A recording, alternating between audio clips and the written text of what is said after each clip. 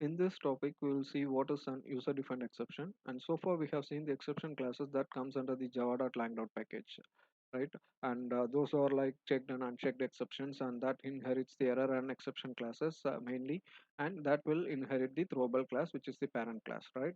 So here we will see how to create our own exception class and how we can access that in our code. Okay, so just let me create a string object called name, and I will assign it to null. Okay, and if this name is equal to null, then we will throw a null pointer exception here. Okay, so just using the throw keyword, we call the constructor null pointer exception. Okay, and we will pass some message here at this constructor. Okay, so let me put it as exception what due to null value.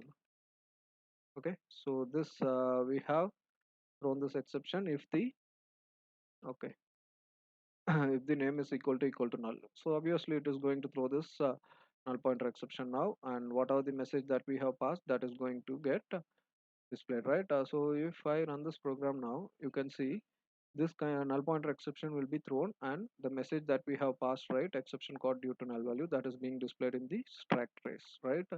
And okay, so let us put this block inside the try. Okay, and we will catch it and using the exception class, and I'm creating an object, and here in the print statement, let me call the get message. Okay, that comes under the throwable class. Okay, so you can see this get message, right? If you go to the throwable class, it returns the detail message. And what is this detail message? When you go up to the constructor, you can see in the parameterized constructor we are passing that message, right? So whatever the message that we are passing in this constructor, okay, so it is assigning to the detail message, and when you call this get message method, it returns that detail message. Okay, so whatever the value that we pass here, it is going to get returned here, and we are printing that. So if you run this program, you can see the exception code. So that get message just returns the detail message, right? So it returns this one, and we are printing that properly now.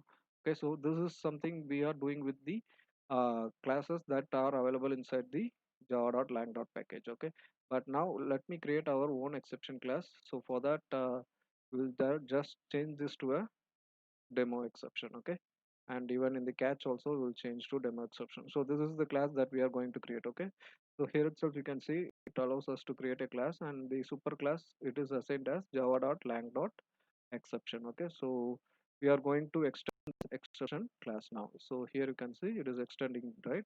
And if you go here, it is going to throw an error because the constructor, we have to create it, right? So it creates a constructor here, and just we will leave it as empty, and now the error will be moved off, and if you run this program, this value will not get printed, it is showing us null, right? So why it is showing us null? Now we cannot access this get message, right? So we have to call the super constructor. Okay, so the throwable class we have to call, and we need to pass this value. So let us put it as value. Okay, and we'll pass inside this super keyword.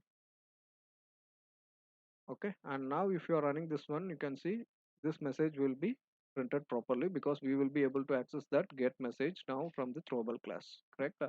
So yeah, even if you go to some other exception or something, right, there also you can see this super class will be called. So let me go here.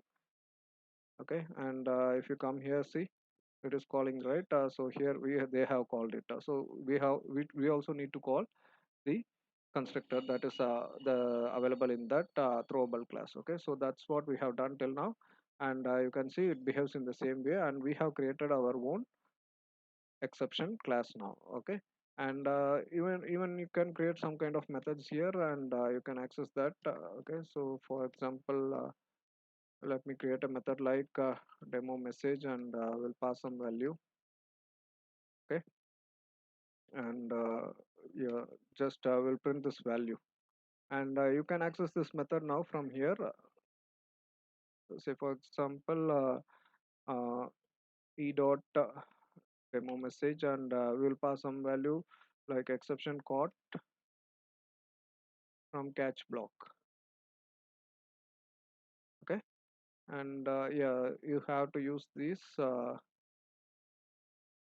Okay, let me run this program now, and here you can see exception code from catch block that is also getting printed. Okay, so we are able to access using this object from the all the methods from this demo exception class as well. So this exception class that we have created, and we are extending using the uh, exception class that is available in the java.lang.package. Okay, so you can create your own exception class that is called as an user defined exception. Okay, so I think you guys are clear with it, and thanks for watching this video.